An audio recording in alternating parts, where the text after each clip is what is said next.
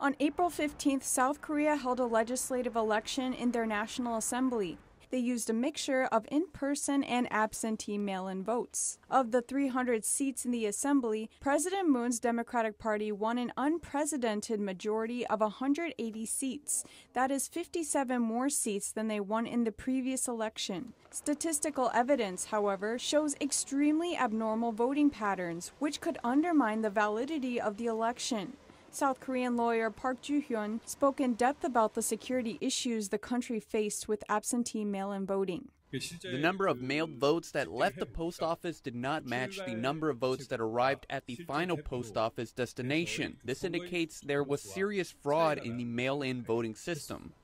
Furthermore, the number of votes was counted and controlled by a central server, not by the individual post offices. In other words, individual post offices and regions have no counting log and no way to find out on how many votes were cast in their area. Park suggests this error allowed for more votes to be cast than the number of registered voters. Park went on to describe unnecessary pit stops in some delivery routes.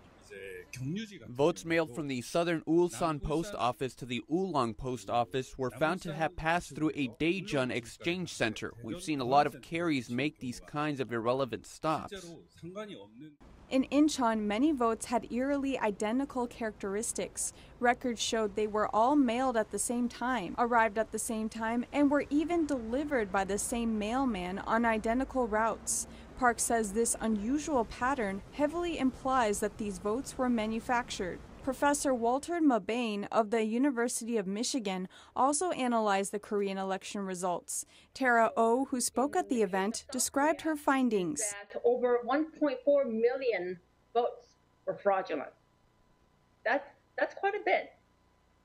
Of those, slightly over 1 million votes were manufactured, and about 360,000 votes were stolen from other candidates. According to O, there is video evidence showing workers improperly storing ballots.